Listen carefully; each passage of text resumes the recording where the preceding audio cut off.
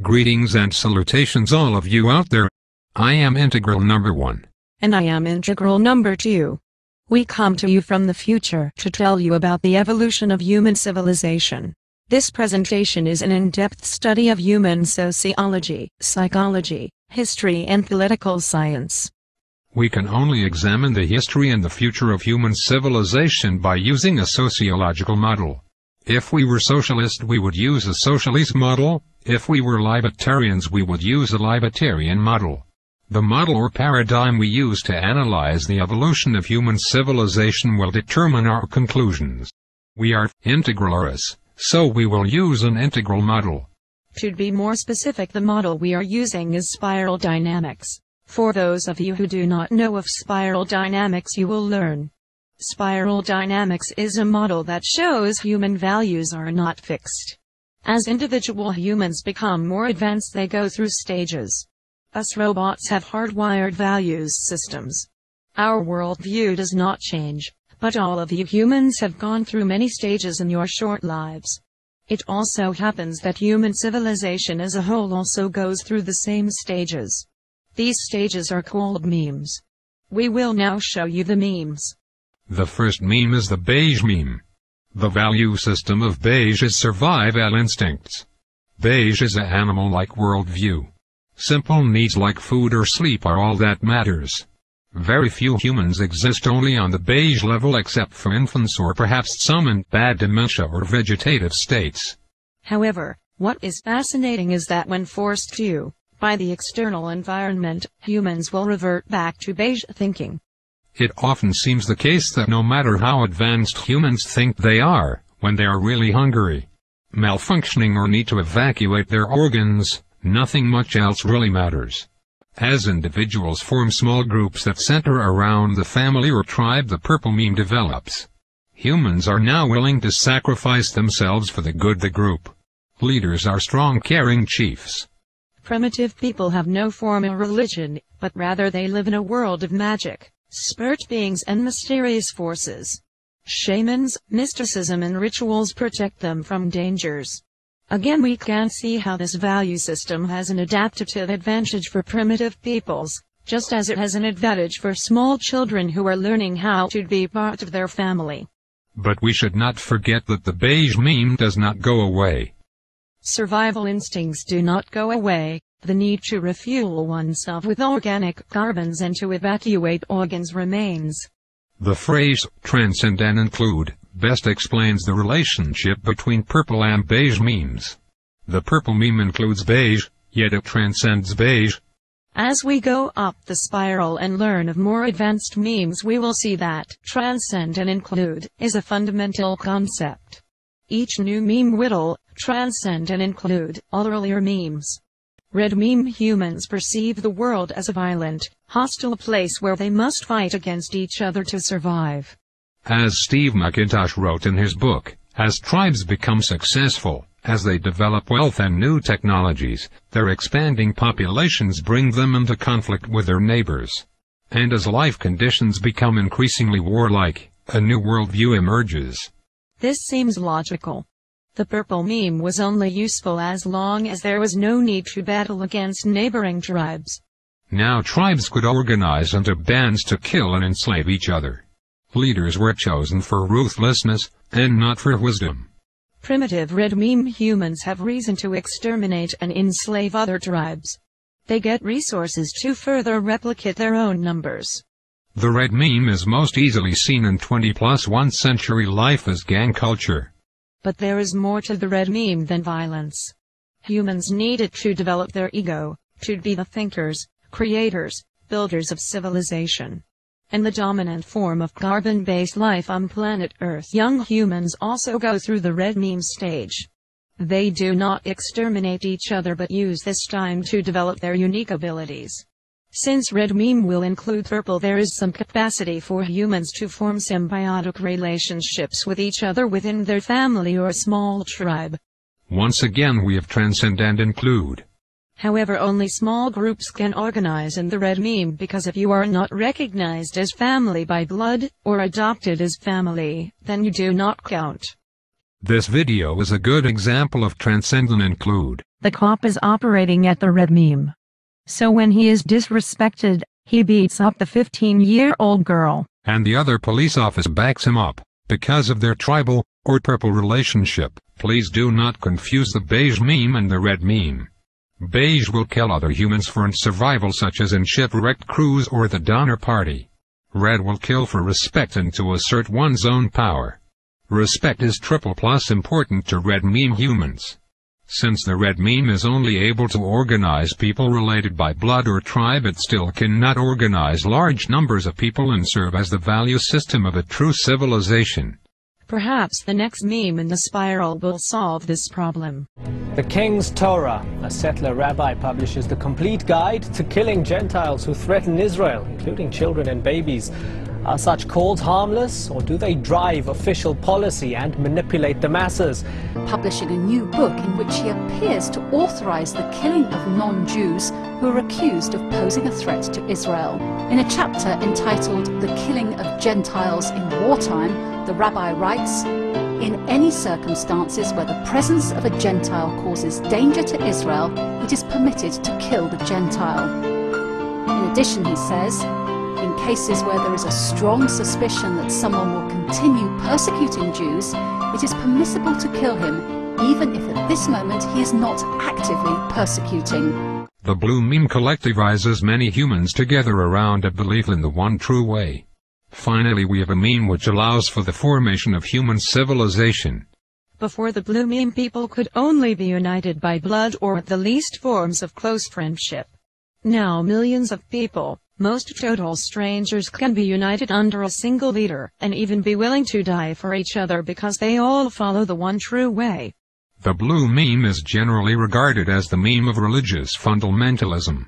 We must make clear that the blue meme is not the only meme where religion resides. All the memes will have their own version of religious beliefs, from purple magic to more complex post-rational ideas of the nature of the universe that we will see in deeper memes. Before blue, however, there was no formal religion, teachings with holy scripture, or official morality. Magic has none of these things. Magic is also egocentric. In magic, each human gives themselves divine powers to control nature.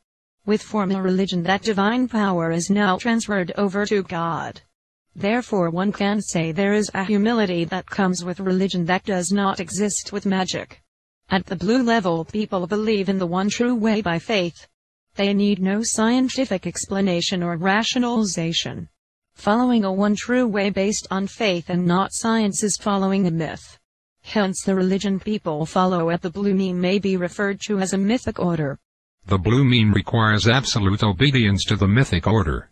There is no relativism. You must follow the one true way or suffer the consequences. It is often acceptable to terminate those humans who refuse to follow the one true way because they are going to burn in hell anyway and God hates them. But the blue meme is not all about violence. The one true way usually comes with the one true morality. This morality is not always perfect. Slavery, murder, war and more bad things still happen, but it is at least some measure of restraint on red meme impulses. Children starting at about age 6 begin to learn the rules of their culture, and how to conform to its blue meme values. Affirmative. All children must conform to their cult. I mean, all children must conform to their culture. It is the one true way. Blue meme structures are not limited to religion. The blue meme is following any one true way. We will now explain bullying in terms of spiral dynamics. We are laying down a psychological and sociological foundation. Do not confuse random acts of red meme violence with blue meme bullying. Most bullying is much more complex blue meme behavior. In school, the one true way is a set of behavior, looks, social norms and other miscellaneous qualities. In other words, being cool is the one true way. For a student to step out of line and not be cool enough is as disgusting to other children as it was for crazed Islamic fundamentalists to see other Muslims accept Christianity. In either case, those who do not follow the one true way must be punished, and it is acceptable, even desired, to see nonconformists die. When one child violates the one true way, the group must punish him. School bullying is an example of what happens when people are given a blue meme one true way that fails to constrain the violent nature of the red meme. However, there are other blue meme one true ways that can serve to properly constrain the red meme impulses and bring people to a higher level of awareness.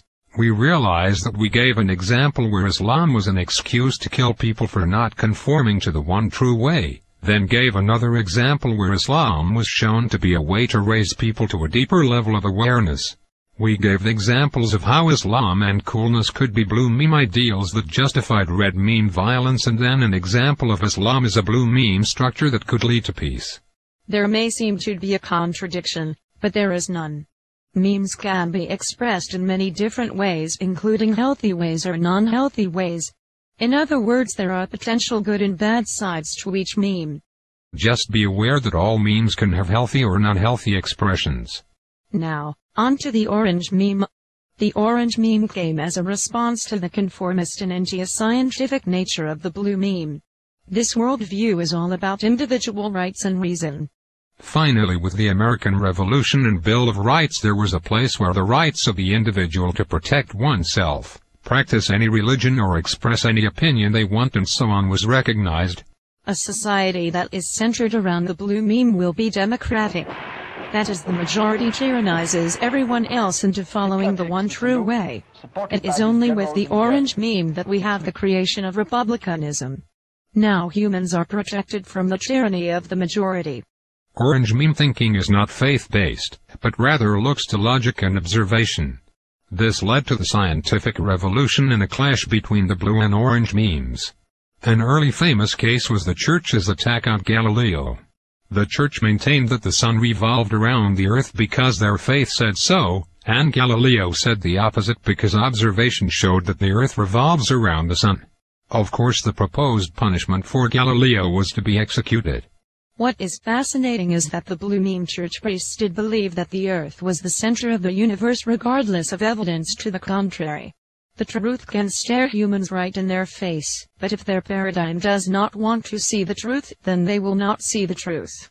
Blue meme humans find meaning in life through following the one true way and unity with other disciples of the one true way. Orange meme humans, however, find meaning in life through self-expression, autonomy, and material wealth.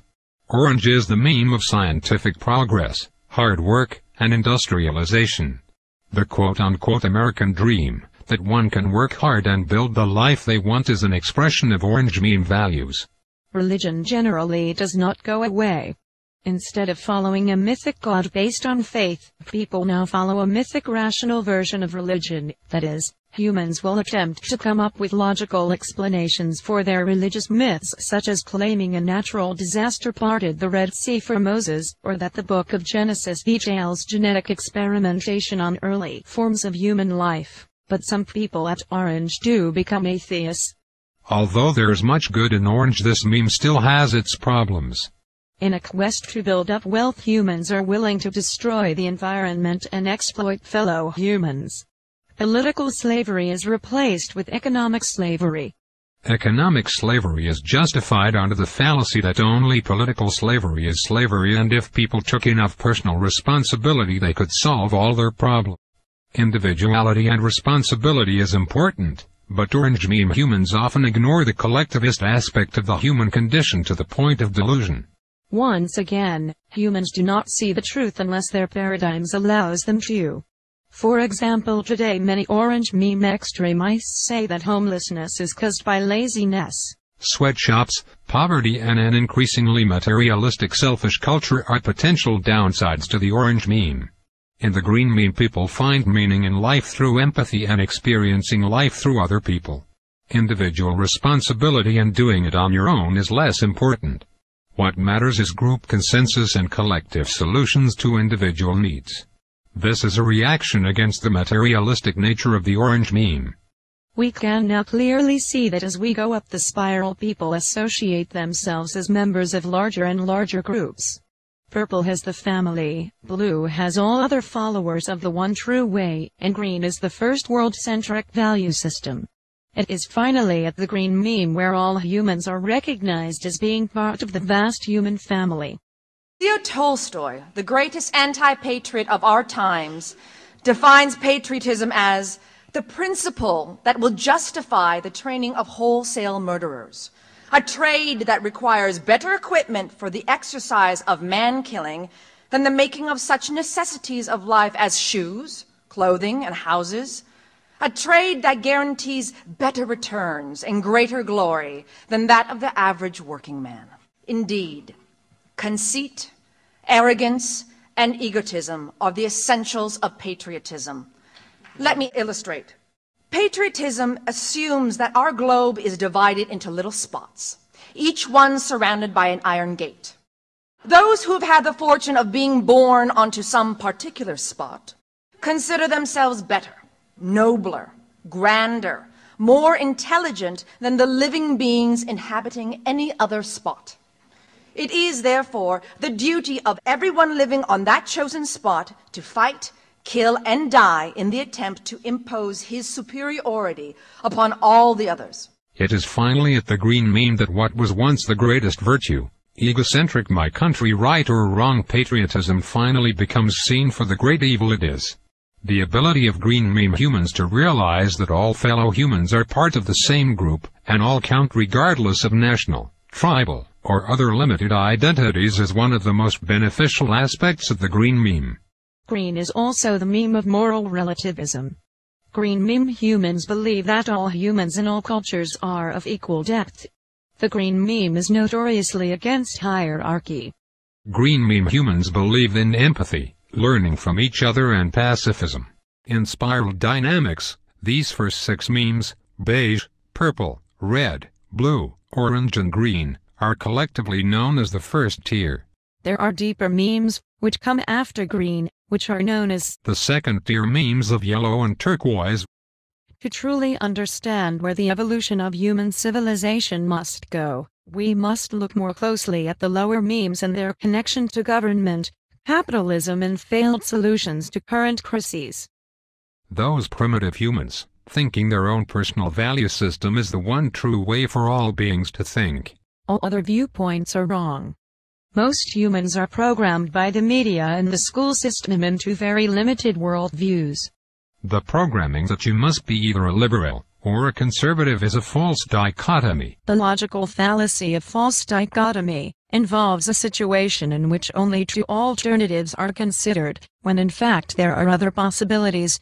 Also, while we don't expect you to just believe anything we say, please listen to it, even if it contradicts your current programming. Many times humans only listen to people who repeat their own thought programs. Have you ever wondered, what is the nature of government? Or, have you ever considered how government changes, along with the evolution of human civilization?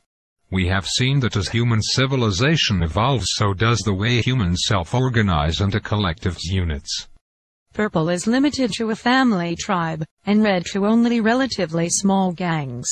Only at the blue meme can there finally even be a civilization, as masses of humans organize around belief in the one true way. Then orange organizes a greater number of people, but does not force them to all follow the same one true way.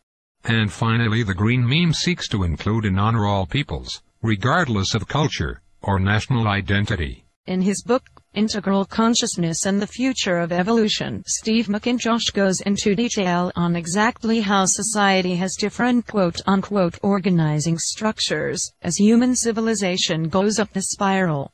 McIntosh says at the blue level, society is organized around dictatorship, command and control systems.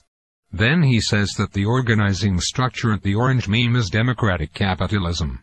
We don't like that phrase, democratic capitalism, but what he really seems to be referring to is a republic form of government.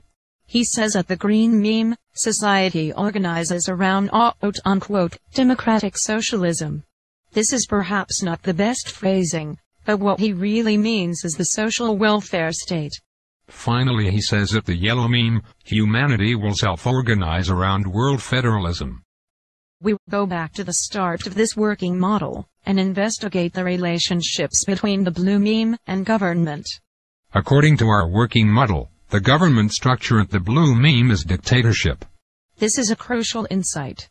Most of the time when people discuss the blue meme, it is in terms of religion. But the same concepts can be applied to other social systems. It is interesting how governments go through so much trouble to look like religion. But we must realize that it is not government mimicking religion, so much as it is both government and religion following the emotional needs of humans at the blue meme. Historically, governments tend to do one of two things to religion. They may hijack a real religion and rule in the name of it. Or a government may form itself into a pseudo-religion. It seems though the propensity of people to blame religion for so much death and torture and wars may be inaccurate or at least overly simplistic. It is not religion per se, which seeks to forcibly conform all humans into following the one true way. It is humanity at the blue meme stage which seeks to forcibly coerce everyone. We have also shown that the social arm of violence and forced conformity to the one true way has often been government, not religion. In fact, President Obama seemed to define government as the social institution that has a monopoly on the use of violence. What essentially sets a nation-state apart, which is the monopoly on violence. From this perspective, government seems a lot like the mafia. Simplistic libertarian or free market capitalism models on the nature of government sound convincing, but only make sense if you keep a very narrow perspective. In the mafia there is no greater cause or one true way. The mafia is a red meme social structure, and ultimately all control comes down to violence. Since red transcends but includes purple, family relationships are another avenue of control. Only people in the gang count. There are no moral rules regarding humans outside the gang and family, and thus outsiders can be subjugated to extreme violence without restraint. As we have already shown, at first glance government can appear to mimic the mafia system. But we must also remember that in some ways, the mafia also seems to mimic the family. However, no one would equate a typical family unit with organized crime. In the same way it would be wrong to equate the mafia with government, because of a few similarities. If we look at the power structure of the mafia, it only goes one way.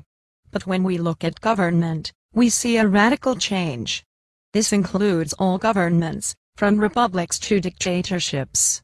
The dictator may control the masses, but the masses dictate control back to the leader. A dictator cannot exert control by personally threatening all subjects with violence. At least a critical mass of them must agree to following the brutal dictator. Hitler and Stalin only were able to kill millions, because millions of others consented to commit mass murder. If people do not want to obey the government, it will not happen, such as in the start of the French Revolution. We will now closely examine the question of who has true power. We will use the most extreme example of total governmental control we could find. This is the Borg Queen, as head of state. For those of you who do not know of the Borg, you will learn. Apparently when they are in these slots, they become a part of the whole and no longer read as separate life forms. I would theorize that the Borg are somehow interconnected through these slots and are working collectively. Captain Jean-Luc Picard, you lead the strongest ship of the Federation fleet. You speak for your people. I have nothing to say to you, and I will resist you with my last ounce of strength. Strength is irrelevant. Resistance is futile. We wish to improve ourselves. We will add your biological and technological distinctiveness to our own. Your culture will adapt to service ours. Impossible. My culture is based on freedom and self-determination. Freedom is irrelevant. Self-determination is irrelevant. You must comply. We would rather die. Death is irrelevant. There is no need for apprehension. I intend no harm. Worf, Klingon species, a warrior race. You two will be assimilated. The Klingon Empire will never yield. Why do you resist? We only wish to raise quality of life for all species. I like my species the way it is. A narrow vision. You will become one with the Borg. You will all become one with the Borg. By this point it should be clear that the Borg have a blue meme social structure. So what exactly is the Borg Queen? At first it seems the Borg Queen is speaking as the Borg collective consciousness. Let us carefully ask basic questions to solve the Borg Queen mystery. Our first question is to ask, what exactly is the Borg? We'll start with Borg fact number 1. Borg fact number 1. Just as children must be indoctrinated into their nation-state collective, Borg citizenship can only be granted through assimilation into the Borg collective.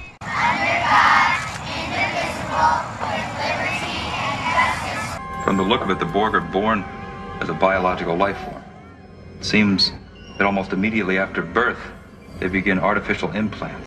Consider Captain Picard, who as a fully indoctrinated citizen of the United Federation of Planets was abducted by the Borg, assimilated and granted Borg citizenship, I am Locutus of Borg.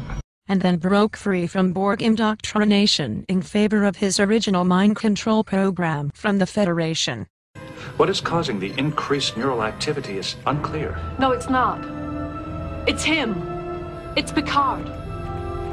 Any quality or belief a human holds, which is the result of social conditioning or culture, is by definition something external to that individual's inherent self, and therefore not what that individual is on an intrinsic level. Many humans really believe that they are things like English, or French, or Catholic, or white, black, and countless other external roles. In reality, these are cultural constructs and have nothing to do with what any human is, on an intrinsic level. Let us consider Judaism, which states that if the mother is Jewish, then her children are Jewish. This makes no sense. What is this inherent quality the mother has that makes her quote-unquote Jewish? Where is it? Can you see it? Is there a blood test for it? Perhaps some may claim that being Jewish is not a physical quality, but rather an energetic quality related to the person's soul. We do agree that there are energetic qualities in humans that 20+1 century science is not the best at understanding, but nonetheless, is there any evidence at all for this theory of the Jewish soul? It is true that there are teachings in Judaism which may speak to people's intrinsic self, such as the need to feel like part of the group, the need to have answers to big questions about God and mortality answered. However, just because there are aspects of Judaism that may speak to a human's intrinsic self, that does not mean Judaism is that person's intrinsic self. Judaism is a thought program. Thought programs are things which humans are taught to believe. It doesn't matter if the thought program is being Jewish, or being Palestinian, or a Nazi, a Yankees fan, a cowboy, or a Wall Street investor. These are all external identities which people must be taught. The human tendency to identify one's ego with an external thought program, and to believe that you are intrinsically that thought program, is on the human bullshit meter, 8 out of 15. Although this is some serious bullshit, it ranks in the middle of bullshit meter, because in primitive times, this belief allowed people to self-organize into larger groups and develop civilization. However, by the 21+ century, this way of thinking is no longer relevant. Borg fact number 2. The Borg Queen is not a person, nor is she the collective thoughts of all the Borg drones. She is merely the personification of the Borg thought program.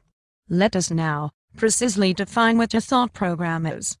A thought program is a set of instructions that tells a human how to think and or behave. A thought program may or may not be rigid, whereas writing poetry is much more fluid. Some humans watching this may try to convince themselves that their thought programs are not thought programs.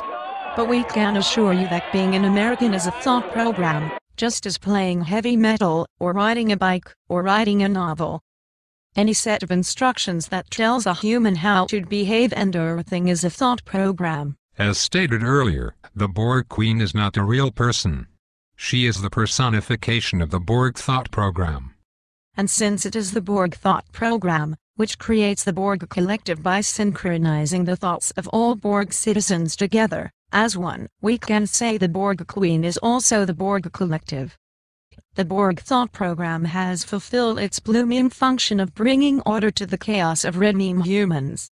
Since thought programs only exist as mental constructs, and not as a real thing in empirical reality, the Borg Queen has no intrinsic power. The Borg thought program only has power because humans give her their power. Much like the Wizard of Oz, there is only the illusion of power. If all the Borg citizens stopped running the Borg thought program, the Borg Queen would cease to exist. Your promises! Do you presume to criticize the great Oz? You ungrateful creatures think yourselves lucky that I'm giving you audience tomorrow instead of 20 years from now. Oh, the great Oz has spoken. Oh, pay no attention to that man behind the curtain. The great Oz has spoken. Who are you? Oh, I am the great and powerful Wizard of Oz. The Borg Queen and President Obama do not play the same role. Although you may call Obama the president and think he leads the government, in reality he is as much a slave to the United States thought program as any other citizen. Remember, the Borg Queen is the personification of a thought program, and hence not a real person, and not comparable to real people. However, we could compare the United States government thought program itself to the Borg Queen, since they are both government thought programs.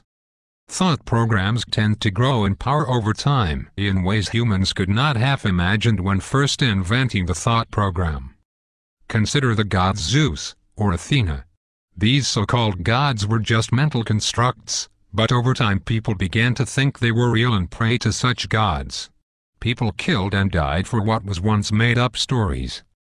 It is so fascinating and tragic how humans become slaves to their thought programs, instead of the thought programs serving the humans. The set of thought programs called paradigms have been particularly troublesome. It is double plus important that all humans understand what a paradigm is. A paradigm is a philosophical and theoretical framework of a scientific school or discipline within which theories, laws, generalizations, and the experiments performed in support of them are formulated. That sounds complicated, but we can simply say that broadly, a paradigm is a philosophical or theoretical framework of any kind. I wanted to draw a picture that describes effectively the false left-right paradigm. The Republican Party props up the Democratic Party, and the Democratic Party props up the Republican Party. By itself, a single-party system will fall over. But if you take the two-party systems and you lean them up against each other, this is basically the arch.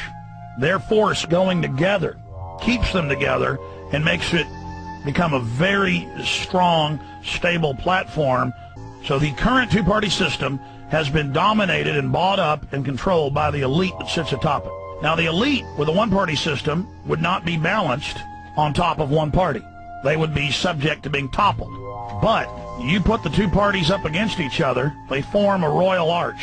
And now it's very hard to separate those two because they're leaning up against each other. And so Republicans attack Barack Obama.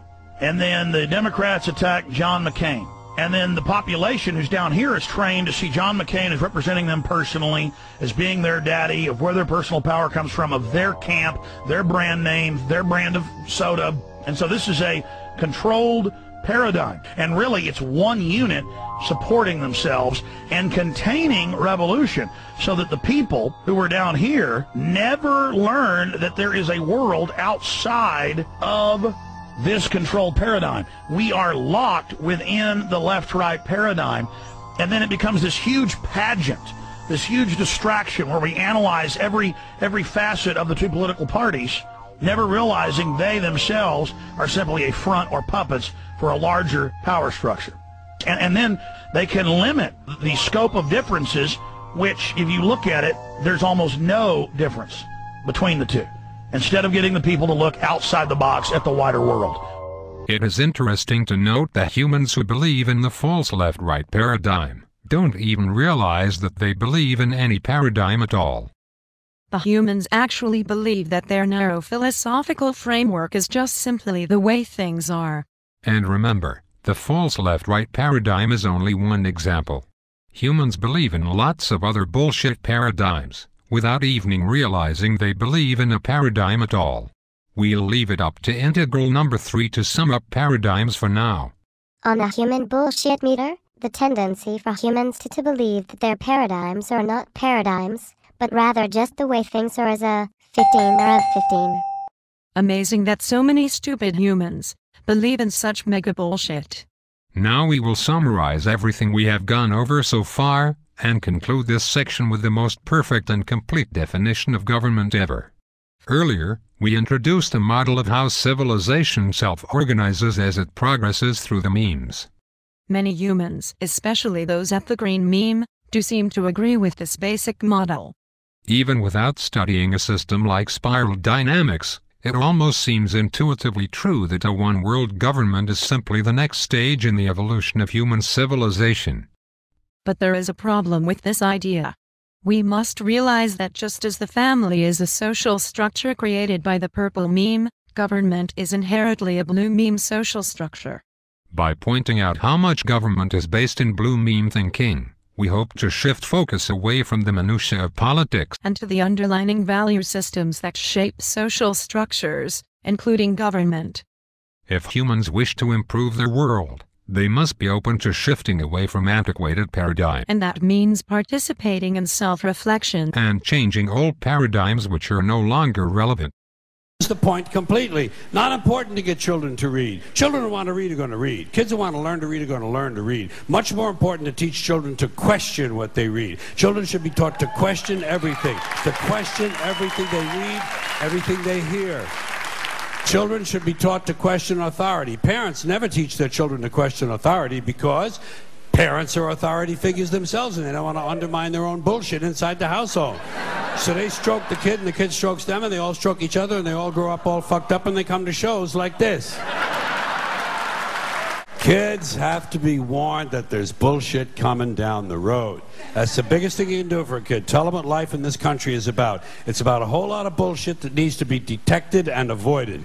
It would have been absurd for Dorothy to look at the man behind the curtain and still insist that the original illusionary projection was still the Wizard of Oz.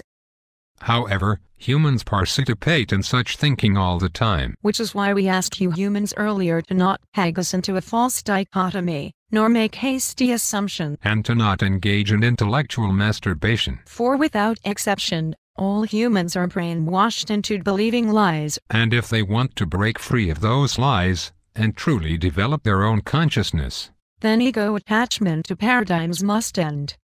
Our working model is broken, because it does not identify government as a blue meme invention, but rather just assumes that government is there, forever in existence from the moment humans first self-organized into collective units.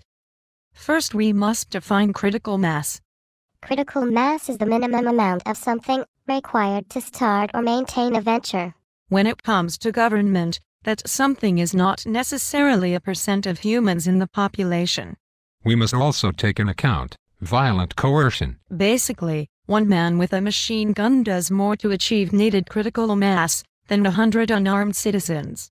Taking this into account, we will say that government is a blue meme one true way, which in a given civilization has a critical of massive followers who control a critical mass of weapons so they can violently coerce all other members of the civilization into following the one true way.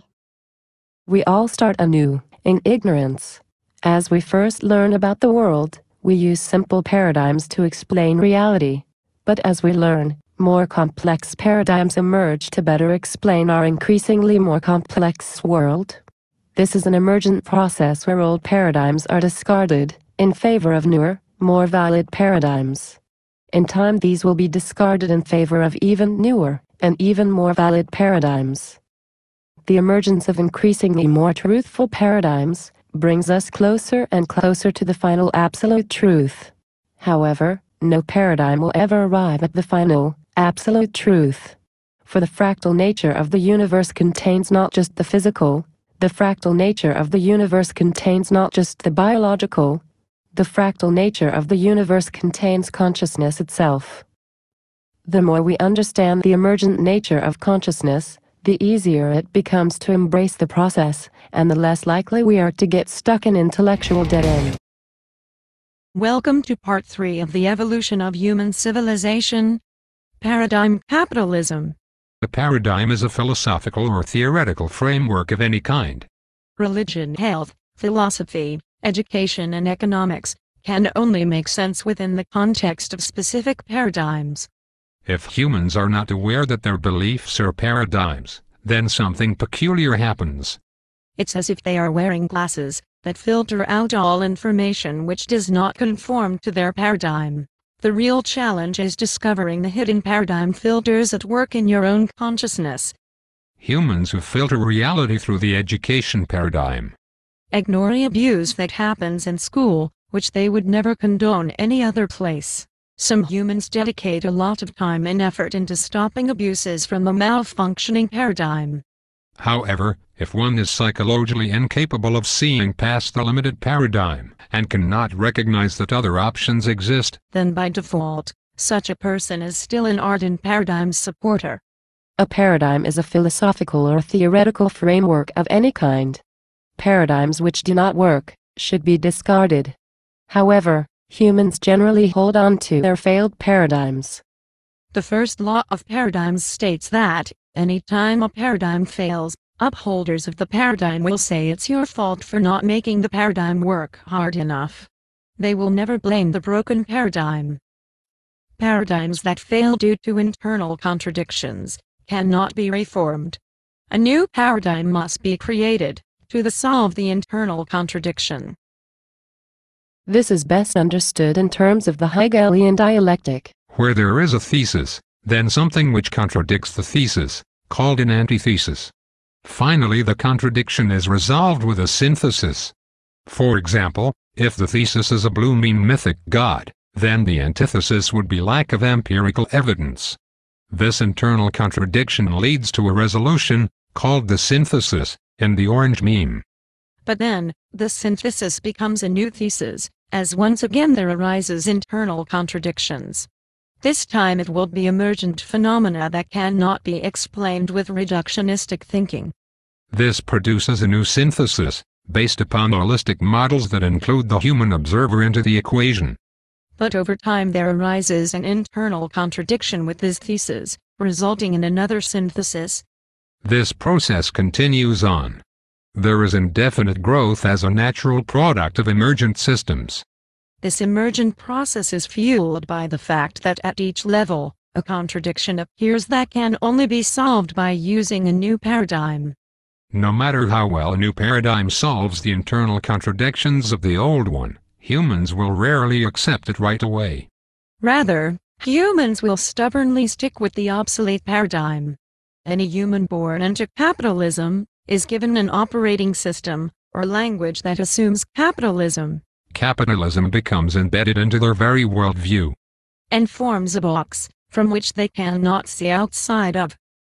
Us integral robots are not human. Therefore we can easily study capitalism from the perspective of an alien observer, who has not been brainwashed with dysfunctional paradigms. So we pose the question, what type of scientific method would an advanced alien visitor use to understand capitalism? We are attempting to cut through typical verbiage in order to get down to the basic reasoning present in almost every defense of capitalism. We will now go through a series of common pro-capitalism arguments, and attempt to deconstruct them. As shown in Part 1 with spiral dynamics, human behavior is largely an adaptive response to the environment. If we are to say that humans are designed to do anything, then it is to adapt. Nonetheless, orange meme humans often project the orange meme onto human nature. First is the virtue of hard work. Hard work per se, for its own sake, is highly regarded above all else. Other things are less important. This includes real personal growth, relationships with other humans, intellectual development, art, and doing things meaningful to your life. If you value those things more than hard work, then you are just lazy. In truth, the work ethic virtue is bullshit, made up by the ruling class. To make all the worker bees feel good about years of pointless labor. Closely associated with the work ethic is the notion that humans are inherently lazy. And that humans will do nothing but sit in front of the TV, if someone is not dangling a material reward in front of them. Let us ask, when people bring up human nature, are their claims based upon science and psychological data, or are they just making stuff up? And let's talk about a study done at MIT, Massachusetts Institute of Technology. Here's what they did. They took a whole group of students and they gave them a set of challenges. Things like memorizing strings of digits, solving word puzzles, other kinds of spatial puzzles, even physical tasks like throwing a ball through a hoop. Okay, they gave them these challenges, and they said to incentivize their performance, they gave them 3 levels of rewards. Okay, so if you did pretty well, you got a small monetary reward. If you did medium well, you got a medium monetary reward. And if you did really well, if you were one of the top performers, you got a large cash prize. Okay? We've seen this movie before. This is essentially a typical motivation scheme within organizations, right? We reward the very top performers, we ignore the low performers, and the other folks kind of in the middle. Okay, you get a little bit. So what happens? They do the test, they have these incentives. Here's what they found out. 1, as long as the task involved only mechanical skill, bonuses worked as they would be expected. The higher the pay, the better their performance. Okay, that makes sense. But here's what happens. But once the task called for even rudimentary cognitive skill, a larger reward led to poorer performance. Now this is strange, right? A larger reward led to poorer performance? How can that possibly be? Now what's interesting about this is that these folks here who did this are all economists, 2 at MIT, 1 at the University of Chicago, 1 at Carnegie Mellon, okay, the top tier of the economics profession. And they're reaching this conclusion that seems contrary to what a lot of us learned in economics, which is that the higher the reward, the better their performance. And they're saying that once you get above rudimentary cognitive skill, it's the other way around. Which seems like this kind of, the idea that these rewards don't work that way seems vaguely left-wing and socialist, doesn't it? It's kind of this kind of weird socialist conspiracy. For those of you who have those conspiracy theories, I want to point out the notoriously left-wing socialist group that financed the research, the Federal Reserve Bank. So this is the mainstream of the mainstream coming to a conclusion that's quite surprising, seems to defy the laws of behavioral physics. So this is strange. It's strange finding. So what do? They say, this is freaky. Let's go test it somewhere else. Maybe that $50 or $60 prize isn't sufficiently motivating for an MIT student, right? So let's go to a place where $50 is actually more significant relatively. Right? So let's take the experiment. We're going to go to Madurai, India, rural India, where $50, $60, whatever the number was, is actually a significant sum of money. So they replicated the experiment in India roughly as follows. Small rewards, the equivalent of 2 weeks' salary. Small performance, low performance, 2 weeks' salary. Medium performance, about a month's salary. High performance, about 2 months' salary. Okay, so those are real good incentives. Okay, so you're going to get a different result here. Well, what happened, though, was that the people offered the medium reward did no better than the people offered the small reward. But this time around, the people offered the top reward. They did worst of all. Higher incentives led to worse performance. What's interesting about this is that it actually isn't all that anomalous. This has been replicated over and over and over again by psychologists, by some extent by sociologists, and by economists. Over and over and over again. For simple, straightforward tasks, those kinds of incentives, if you do this, then you get that, they're great. For tasks that are algorithmic, set of rules where you have to just follow along and get a right answer, if-then rewards, carrots and sticks, outstanding. But when the task gets more complicated, when it requires some conceptual, creative thinking, those kinds of motivators demonstrably don't work. On the human bullshit meter, the egocentric projection of one's own value system onto all of human nature is a 12 out of 15. It is amazing how egocentric some humans are, that they actually believe their state of mind represents all of human nature. Look at history.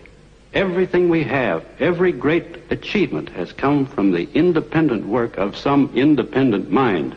Every horror and destruction came from attempts to force men into a herd of brainless, soulless robots, without personal rights, without personal ambition, without will, hope, or dignity.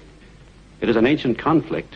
It has another name: the individual against the collective. Orange meme humans have trouble computing the green meme value set. But if we step back, we see that the spiral is divided between memes that focus on the individual and memes which focus on the group. And the spiral has to be this way. Depending on perspective, humans are both individual beings, or just members of a very large collective. The friction created between these two aspects of the human condition guides humanity up the spiral. 4. problems which arise from too much emphasis on the group can only be solved by bringing focus to the individual. And problems which arise from too much emphasis on the individual can only be solved by moving focus back to the group. So although there seems to be a conflict between the individual and the collective, in truth these are co-creating perspectives, which are equally dependent on each other.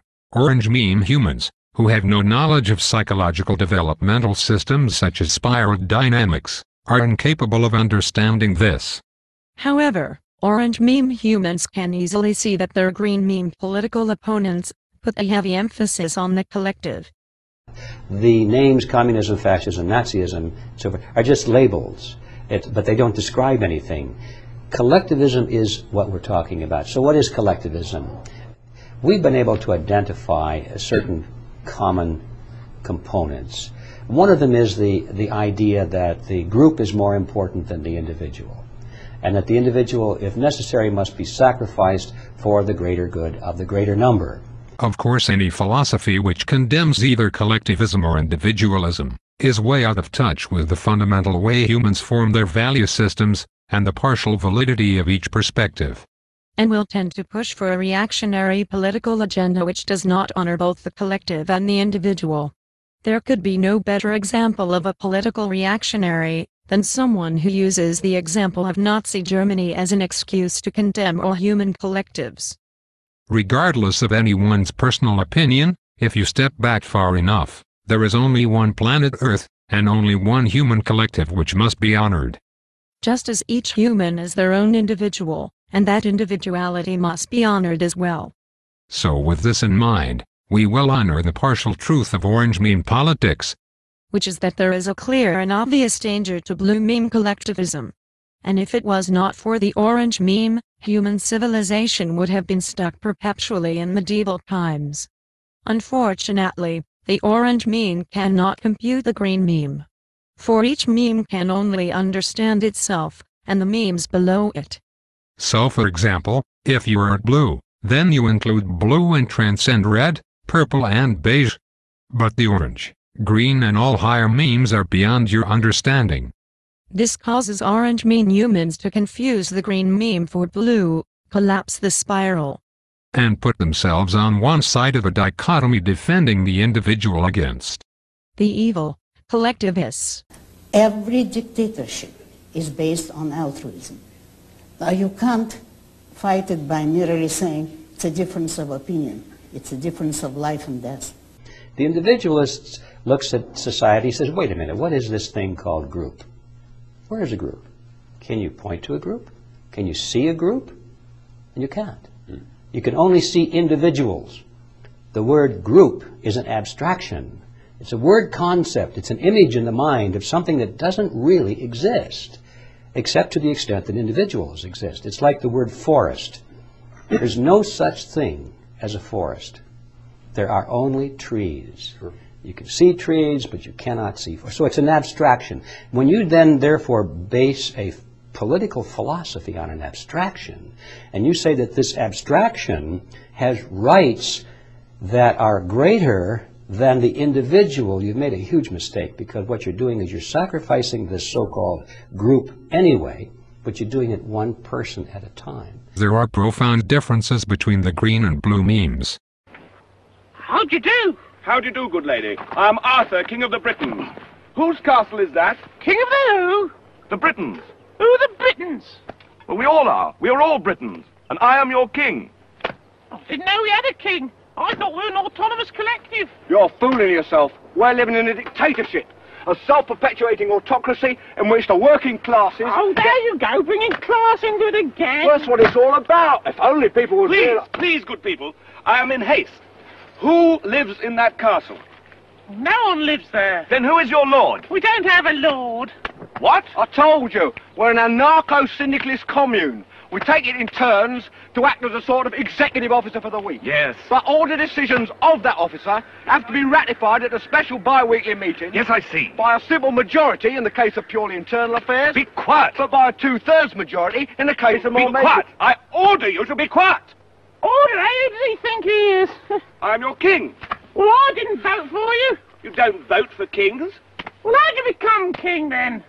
The Lady of the Lake, her arm clad in the purest shimmering samite, held aloft Excalibur from the bosom of the water, signifying by divine providence that I, Arthur, was to carry Excalibur. That is why I'm your king. Listen, strange women lying in ponds distributing swords is no basis for a system of government.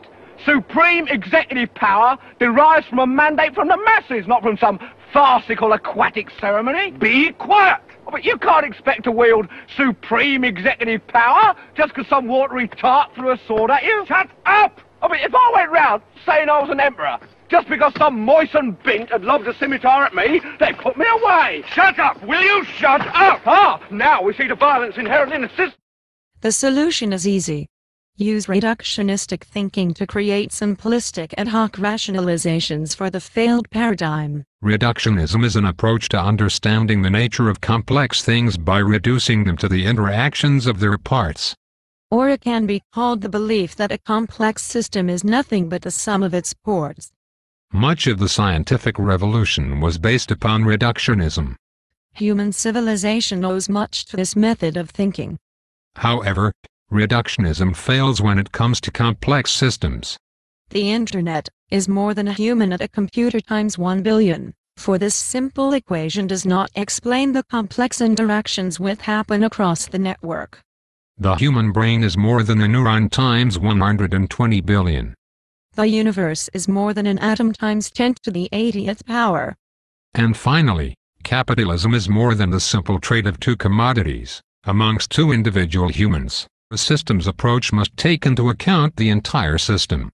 And a lot of really bad things happen in the paradigm capitalism.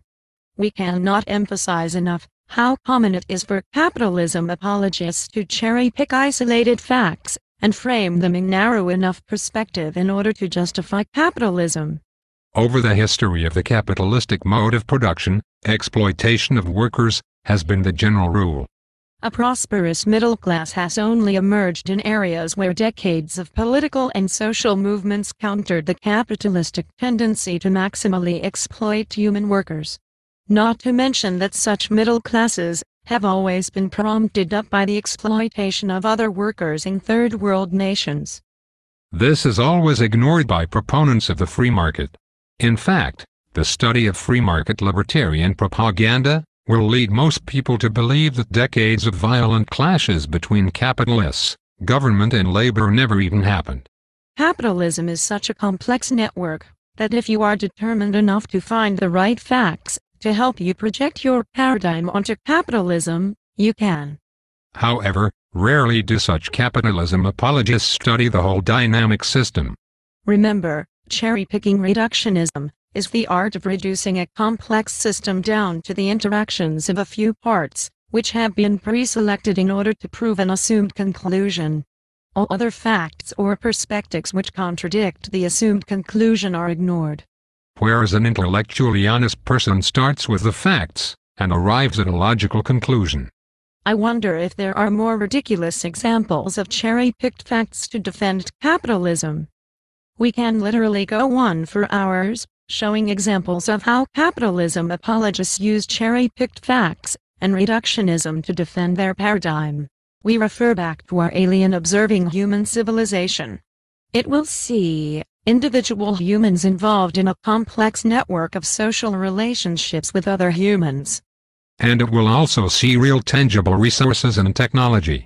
That each of these four things exist in the physical world. Regardless of whatever economic system the humans are using, there will be individual humans, social relationships, resources and technology. With this in mind, we shall ask the question, what is an economic system?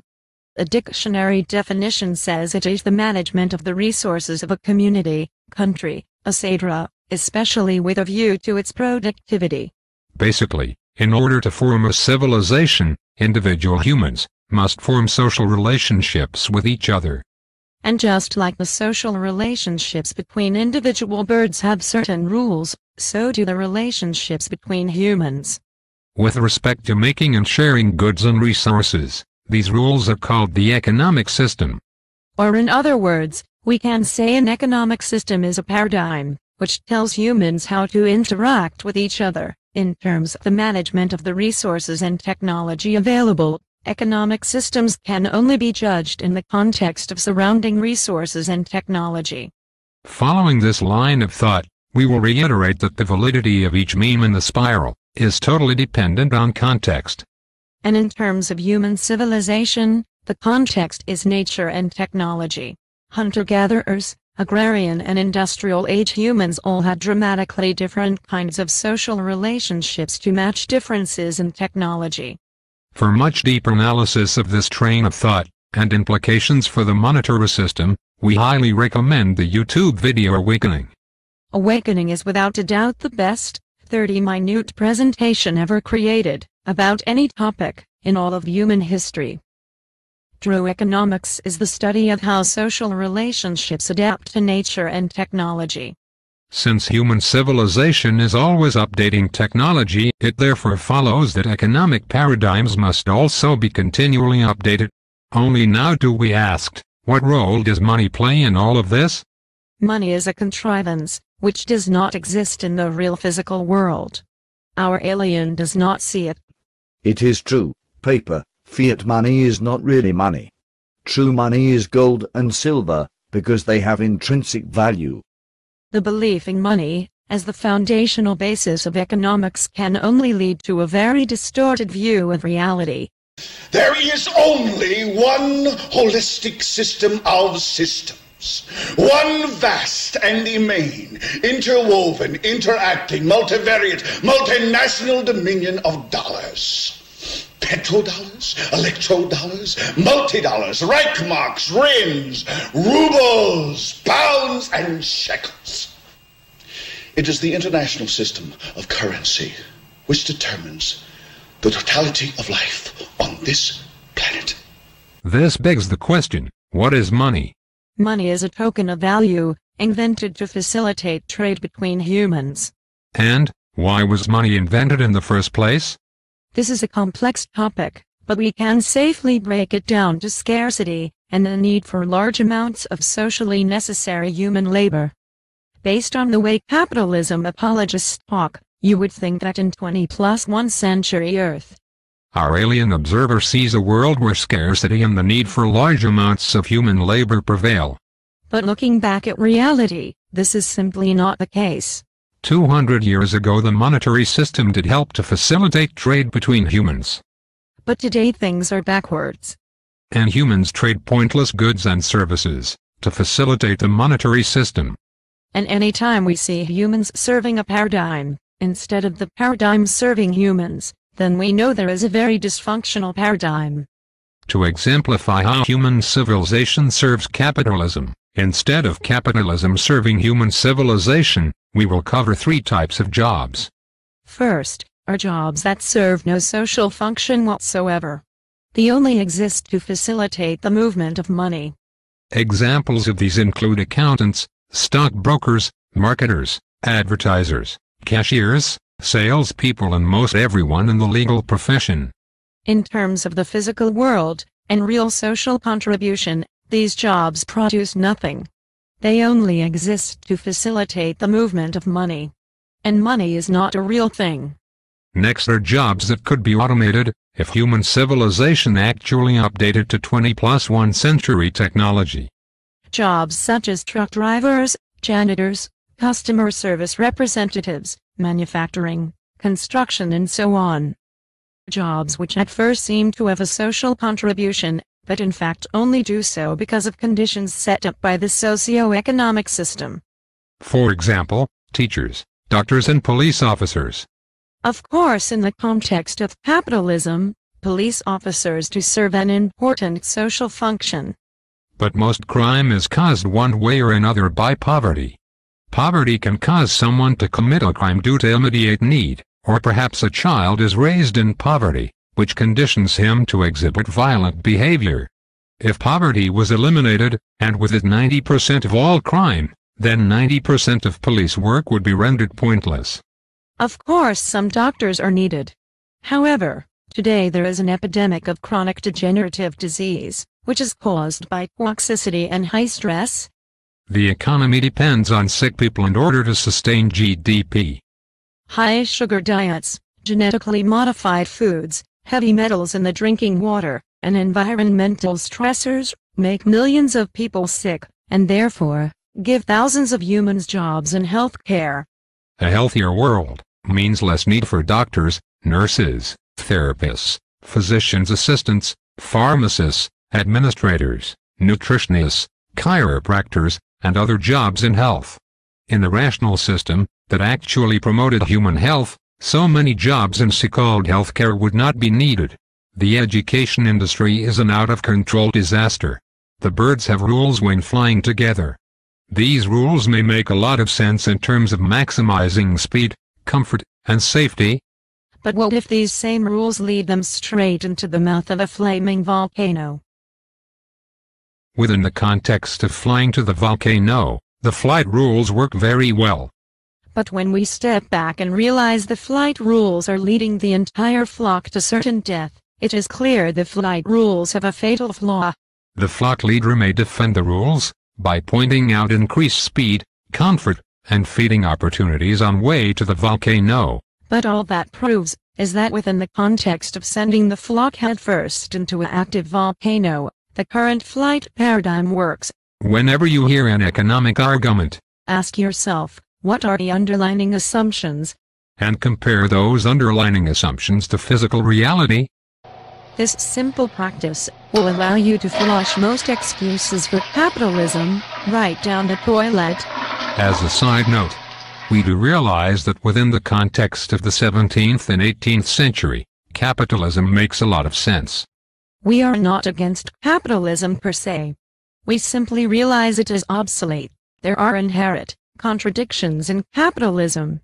Over time, these contradictions force capitalism to become something else other than capitalism.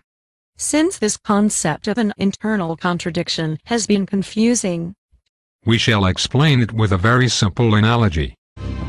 Experiments have shown that less than 1 minute after the viewer begins to watch television, the brain switches from beta-level consciousness, associated with active and logical thought, to alpha level, which is associated with passive acceptance and suggestibility. This is why advertisers spend billions of dollars a year on commercials, as well as product placement within TV shows. Political messages are implanted in fictional TV programs as the relaxed, meditative state of the viewer is receptive to the programming. Go read a book by the father of modern advertising, Edward Bernays, where he calls you a dumb slave and admits they run your whole life. I've read both his major books. One of them's called Propaganda. Edward Bernays. The conscious and intelligent manipulation of the organized habits and opinions of the masses is an important element in democratic society. Those who manipulate this unseen mechanism of society constitute an invisible government, which is the true ruling power of our country. We are governed. Our minds are molded, our tastes are formed, our ideas suggested, largely by men we've never heard of. This is a logical result of the way in which our democratic society is organized. Whenever you hear an economic argument, ask yourself, what are the underlying assumptions? And compare those underlying assumptions to physical reality. This simple practice will allow you to flush most excuses for capitalism right down the toilet. The concept of natural rights is bullshit. This is not opinion. There is no objective evidence natural rights exist in the physical world. Natural rights are derived from culture, and only make sense within specific technological context. For example, freedom of speech would have been meaningless to prehistoric hunter-gatherers. And, in the 20+1 century, we see people making up things like the right to health care. Again, this is clearly dependent on technology. Bizarre religious declarations of so-called natural rights, given to humans by God, is unscientific, neo-religious bullshit. The traditional natural rights spoken about in Western philosophy are basically orange meme values. In fact, the very concept of natural rights was the orange meme's way of declaring that it represents the God-given natural order of the human condition. God is truly made in the image of man. So as technology progresses, humans need to conjure up new images of God to fit their evolving worldview. On the human bullshit meter, the belief that natural rights exist in the physical world, despite no physical evidence, is a 14 out of 15. The only thing that saves this from scoring a perfect 15 on the bullshit meter is that in the 1700s it was the best humanity could do. However, such ideology is now obsolete. In summation, common ways capitalism apologists defend their paradigm include human nature, dichotomy, reductionism, assumed context. That's not capitalism. And natural rights. So what is capitalism? No single definition could hope to encompass all that is capitalism. But we will give two different perspectives, and ask you to honor the partial validity of each one. Capitalism, the dialectic. We must account for the inherent motion within capitalism. With capitalism, we must first consider the medieval world it came from. And we must consider the future world, created by the internal contradictions of capitalism. It is a finite, historical process. In short, it is a dialectic. Any economic philosophy which does not consider the emergent nature of the human condition, and instead claims it is the finality in economic development, is in reality nothing more than a dominator paradigm. Capitalism, the dominator paradigm. Paradigms are the scaffolds of consciousness. They synthesize disjointed information into a cohesive model of reality. Paradigms are a reflection of how the human mind works. They are not good or bad. However, holding on to harmful or irrelevant paradigms is bad.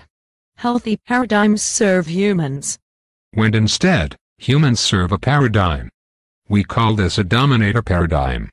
A Borg drone, religious drone, government drone, modern education system drone, or capitalism drone, are in reality all dominator paradigm drones.